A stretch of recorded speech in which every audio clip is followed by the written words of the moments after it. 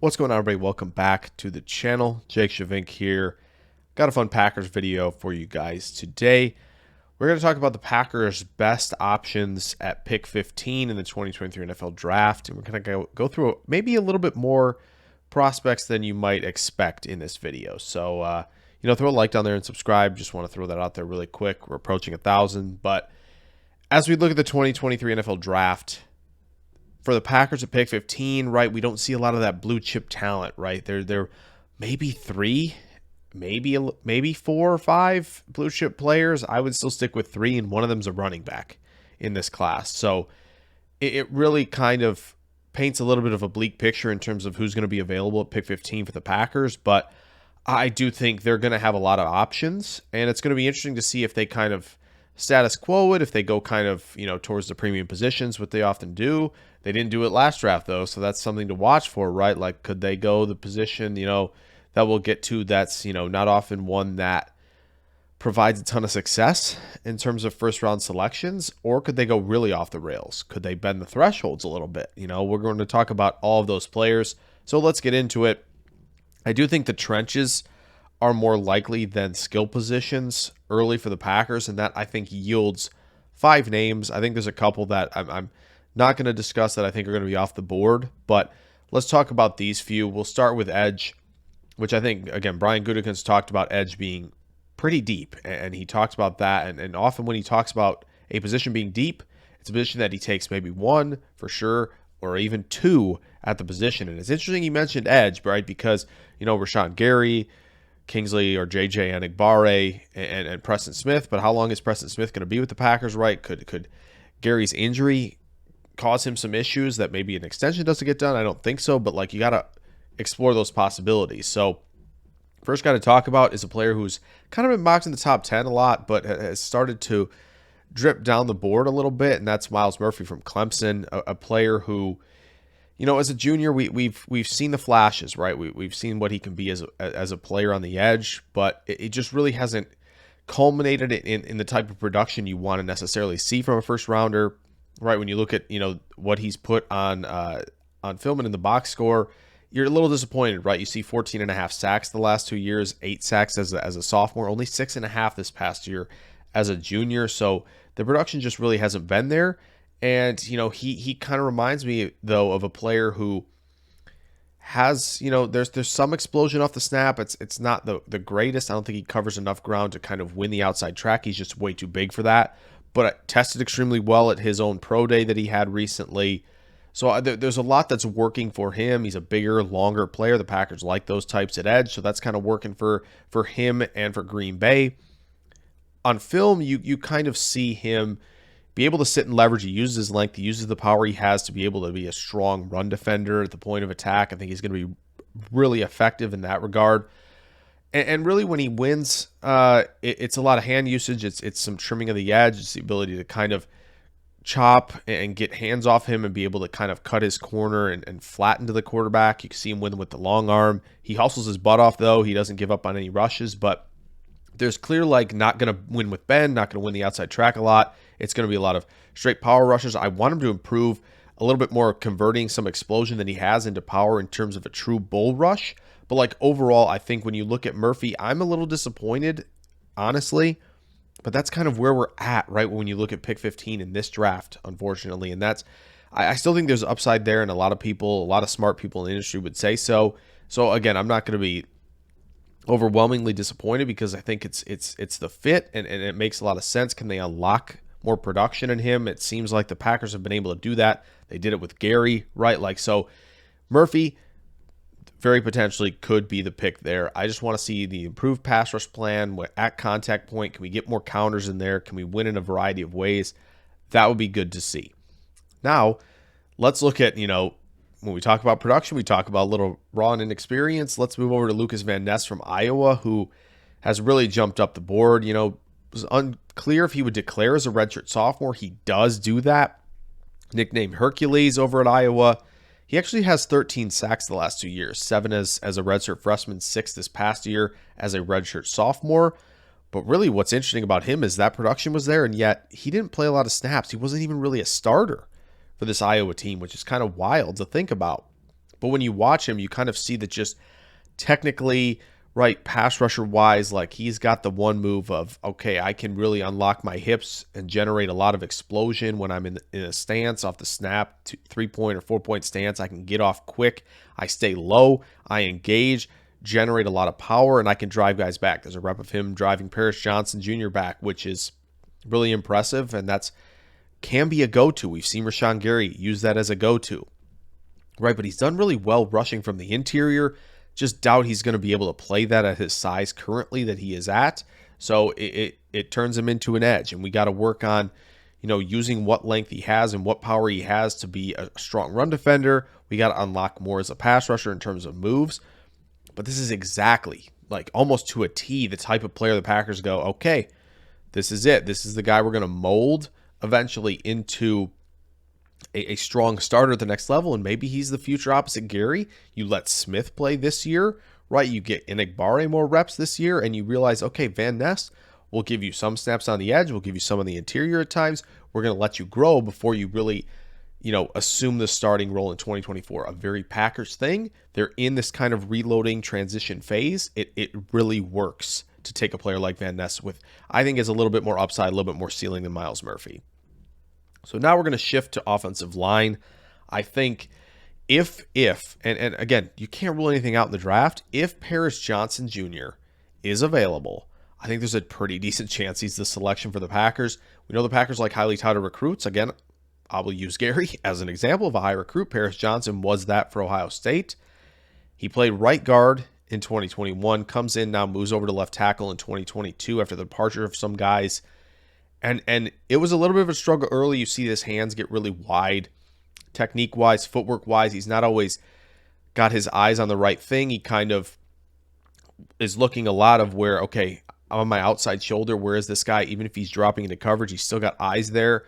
He needs to be able to understand picking up guys inside, looking for a little bit more work when necessary. But again, athletically, we're looking at a great player here, right? You look at the initial quicks, the ability in the run game to reach block, to seal the front side of a play by reach blocking, getting around the defender, to steal the backside, right? He's really good and really agile on the move, and he's able to gain leverage quickly because he's so quick and explosive out of his stance and into where he needs to be that the run game will flourish with him. Second level blocks are there. He's really quick to get to those spots when getting to the linebacker, so he'll be able to do that a lot in zone. Still think he's a powerful player too for some gap stuff, right? Where he can get in the right position to turn things outside or inside, depending on where the gap's going to be for him. So I think that's all there. Great finisher. And when it comes to pass protection, I think he got better with his hand technique. He was in tighter the further the season went on. And he's got incredible footwork, right, to be able to recover and pass pro. I think we just need to work on the sets a little bit. Sometimes we're getting too wide and he gets a little bit too hand punch. That's a little bit of a question mark for him. But overall, I really like the profile from Paris Johnson Jr., and I think he's a no-brainer if he's there at 15. Two more guys to talk about. Broderick Jones from Georgia. Young player. Lot to mold, like we talked about. When we talk about tackle, right, we didn't kind of talk about it, but Bakhtiari, is he going to be here after 2023? I don't know. Is Zach Tom going to be on at tackle? I think he is. But sneakily, he could be the guy at center. If Josh Myers continues to be inconsistent, it's not working, maybe he moves in there. Like, this is a guy who can play everywhere. He played some guard and played some tackle. I don't think he's necessarily a guard long term, but we got to see. Josh Nijman, is he gonna be here, past 2023? I don't know. And again, I know guys like a lot of their developmental players, but we can't be hoping on that. I know it worked out with Nijman, but it's not going to work out every time. Okay, so Broderick Jones, tremendous athlete. We know this, right? He's a great space blocker. He's going to sometimes just eviscerate dudes. He's a bowling ball in space, right? Like, this is a quintessential run blocker with great size, great athleticism, uses it functionally extremely well, right? And so that's where that excitement comes. He's a young player you can mold. Pass protection's got to get some work, right? He's got fleet feet, though, a lot like Paris Johnson, where he's just a really strong pass protector, where he can recover, when he can mirror and all that stuff, but his hands just get way too wide, and he's holding on for dear life. Can't give up the chest enough. Got to improve the technique with his hands. Got to improve the balance. Got to improve, more knee bend than more hanging on. You see his shoulders dip. You see him get just out of control a little bit, and that causes some issues. Balance isn't always a great thing for him, a la Evan Neal last year. That's kind of similar between the two, but overall, like, this is another guy like Van Ness and Broderick Jones who, Doesn't necessarily have to play this year, but you're getting him ready to assume the role in 2024. The Packers are forward thinking. I could see them doing that with Broderick Jones. I think the same goes for Darnell Wright. I get it, like Josh Nijman, very cool. Really like what I've seen. Darnell Wright, man, is a phenomenal right tackle. Sure, he can play on the left side. He has before, but what Darnell Wright really did this year was shut down Will Anderson, shut down B.J. Ojulari. Guys like Brzee and Carter got some reps rushing on the edge because they're tremendous athletes who can get after quarterbacks. He shut them down too out there. He's facing top talent every week, and he is thriving as a pass protector. Incredible footwork, really quick feet. Like he can vertical set, 45. He can get out wide if he needs to, but he's got great control with his hands, right? He's in tight. He wears where he needs to be. He has, I think, the best technique of the top guys in terms of where his hands need to be and just understanding the initial strike. A lot like, I think only Peter Skoronski clears him in that regard. He's really good at resetting his hands when he uses leverage. Again, he's a powerful brick house. It's tough to move him, right? And he can handle all the types of counters. He's really active, like I said. And then that makes him just a dangerous player at the next level where he can just shut you down. And we don't often talk about tackles as dangerous, but he is. Right, and just the ability with good technique, and he's not getting off balance, and he's just strong there. He needs to improve the run game. He gets a little bit out over his skis a lot, and that causes him to fall down a ton. But, man, strictly as a pass protector, you're getting something pretty darn special with Darnell Wright. But, again, like I said, he's a one-phase player a little bit, so that's kind of, again, why he's not in this blue-chip type of category. So those five, I think, are very interesting at 15. This is maybe kind of where we get a little bit off the rails, but we'll talk about it. Let's go skill position. Let's talk about a few guys. Wide receiver Jackson Smith-Njigba. I think he obviously is what Packer fans want. I'll be guilty of it. I would love to have him in green and gold as well to flank Watson. Smith-Njigba, if you haven't seen, I got a video on him. It'll be up there. But like he just dominates three phases. He's the quintessential slot player who I think can also get some reps at Z because I think he's done really well succeeding against press coverage. I think he's got an 83.3 success rate. That's really good, 83%. Again, he's facing some slot corners, so how good is that? I don't know, but he's got some answers, and he's big enough. He's 6'1", 196. He's not really as small as a lot of these small receivers in this class. Where he thrives, attacks leverage, doesn't have to run straightforward routes, is always keeping defenders on their toes, kind of where the leverage is going to be, where do they have to break to contain him. Really strong route runner, great quickness in and out of breaks. A great guy who identifies coverage, where to sit in zone, where to bend off his route if he needs to over the middle of the field. And I think he separates well at the catch point, too. He can sky up and go get the football. He can reach around dudes like he did against Michigan for a tough catch. He's got really good hands. I know he doesn't have impressive arm length, but still think the catch radius is pretty good for him, and he's just so natural doing so. After the catch, he's dangerous. He gets his feet in position to attack post-catch before the ball arrives. Gives him that split second of advantage that he needs. Good stiff arm, creative footwork that freezes defenders. And he's got some pretty decent curvilinear movement skills and speed enough to where, he's not explosive, right? He's not fast, but he can maintain the speed he's got when he's moving curvilinearly across the field. So he's dominant in all three phases. He's just not fast. But that's something the Packers need. Will they consider it? I don't know. But there's a good chance he's one of the best guys available at pick 15. Tight end. We know the Packers need it, right? And often it's like, the Packers don't really do this early. Brian Gutekunst has broken a lot of things if they don't do this early, right? He kind of bent the thresholds a little bit for Jair Alexander. He's a good player. Right now, this past year, they go linebacker, defensive tackle early on, and they took a 24-year-old in Wyatt. Now, has the COVID year kind of made that a little bit more mainstream? Sure, but that's still something they really haven't done early in the draft, right? So it's a little different. So could it be tight end? They need it? Yes. Like Michael Mayer. He's boring. I get it, but a really strong blocker. He can play in line. That improved a ton from 2021 to 2022. I really like what I saw in that regard. But I think it's just how good he is as a receiver. I think he's got short area quicks. He's not like the most fluid and dynamic route runner, but the short area quicks are there. He stays efficient. He can attack some leverage.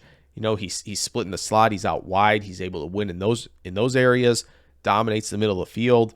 Finds holes in zone. And what I think is really good is when the catch point is arriving, right? He's able to go up and win the football, win through contact, catch to contact. Like he's not losing a lot of contested situations. He does a great job positioning himself to wall defenders off, right? He'll turn his body as the ball is arriving away from the closest defender against zone coverage, right? He can go up and win the ball. He can elevate.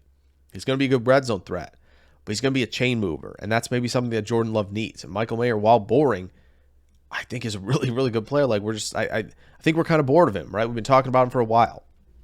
This guy isn't on. It has been reported to not be on their board for Green Bay. I've heard this. Darnell Washington, though, man, 17 yards per reception in his career. He doesn't have a lot of receptions, but again, he was used as basically a third tackle for Georgia. Now he gets a little bit out over his skis at times, but when he's balanced and when he's composed as a blocker in line, he is tough to move, and he'll move dudes. He can handle edge rushers, right? And he can dominate in space as a blocker. But what's really impressive is he's got great size and great athleticism where he can go up and win the football, right? He's not going to, contact isn't really going to affect him too much. He's like almost 6'7" and over 260. So that part is going to be a place where he excels. He's hurdled defenders, right? Like the athleticism is there. He's a powerful player who's not going to, go down right away with the ball in his hands. I think what makes him interesting is kind of watching him with the movement skills. And this is where it's kind of like, I don't know. Sometimes he looks clunky. Sometimes he's swift and moving really well. I think it's just coming into his body, his frame. He's still young as a player, right? He needs to just hone in on being quicker, more explosive out the stance and running strong routes. Like if he can really hone in, that athleticism is clearly there. We saw the short shuttle time. Holy moly, is that fast for a tight end of his size? Like speed score adjusted, that's nuts. So again, not sure he's on the board, but would be a very exciting pick at tight end at 15. I don't know if Dalton Kincaid is, but again, tight end who's older, maybe it's time to bend it for him. He's got rare quicks, good body control at the tight end position. Broke out this year. It was a little late, but had a phenomenal game against USC. Right, he can go up and win the football. This is more of the receiving tight end that you're not going to stick him inside to block much. So he might get a lot of slot reps, but I'm a little bit cooled off on him being the pick at 15, but he is exciting. He's got, like I said, rare quicks. He can kind of make that slight adjustment with his quickness to kind of get downhill to the football or adjust quickly to give himself, more space to operate and avoid a little bit of contact at the catch point. And he just finds a way to win after the catch. It's very strange. It could be with contact balance, could be with quicks, a stiff arm. Like he just has a lot of answers post catch. So another guy that might be in play at 15. Now, let's get a little wacko, okay? I want to talk about this guy first because we've mentioned edge rusher. Packers have met with this guy, Will McDonald, the fourth. A little bit undersized. I believe he's under 240. So it would be very strange. The Packers have always liked their edges big. But Will McDonald, the full array of moves is amazing. The spin move, he can dip. He's got some bend. He went inside move. There's just so much ghost move. It's all there for him as a rusher, right? And I think he defends the run pretty well because he's got long arms. And he just plays tough, and he wants to win every rep he is out there. He has the mentality of, I'm going to find a way to beat you.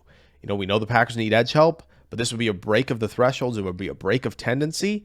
But again, a player who I think is talented enough, I think, in this draft class to warrant a possible selection there.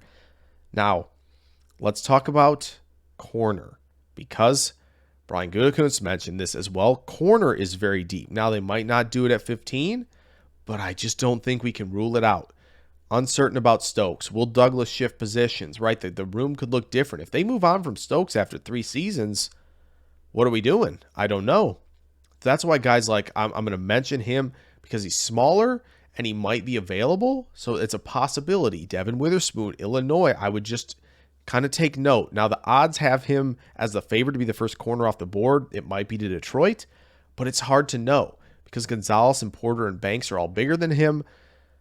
And the NFL doesn't love the outlier thing, right? Now, I'm saying that as Bryce Young could be the first pick, but they don't love the outlier thing. But Devin Witherspoon is tough as nails, right? He's going to add run support. He's going to be physical throughout the route. Transitionally, he's extremely quick. He can turn and fly downhill. He's really strong in his pedal. He doesn't open up too early, right? He's not opening the gate. So when you get a guy who can flip the hips and turn really well and transition downhill really quickly, he limits yardage after the catch. He's not going to allow you to do too much in that regard. Great tackler. And when he turns and runs, he can find the football. He's disruptive at the catch point. I think the question is just false steps for him when he's in off coverage a little bit. He's going to succeed a lot more in zone as well as press, just because they were in off man a lot, and that's at Illinois, and that's difficult. But again, he has the really other question is the long speed, but he's got everything else. He's a really, really good player at corner. And I think the other name to watch is Deonte Banks from Maryland. Okay, another Maryland DB in the first? Yeah, possibly. Deonte Banks got great size, good speed. Another guy who's good in press. Now, he doesn't capitalize as many opportunities to create turnovers as say, Witherspoon does. But again, just a really strong player who I think should be getting more attention in the corner class. And with the athleticism and the size and just the ability to kind of play in zone and play in press, like he's going to get an opportunity to be picked in the top 20. It might just be the Packers. So there's a lot of players the Packers could select. We didn't. There's some guys, obviously, like I said, that they're probably going to be off the board by them. But I think there's a good spread here of players who could be that selection at pick 15. So I hope you guys enjoyed this video, got something out of it, a little more informative, hopefully, at what the Packers could do at 15. Got a few more Packers videos that'll be coming out before the draft, so stay tuned for those. Like and subscribe. Like I said, we're really close to 1K. Would love to get there before the draft. But I'll catch you guys very, very soon in the next video. Farewell.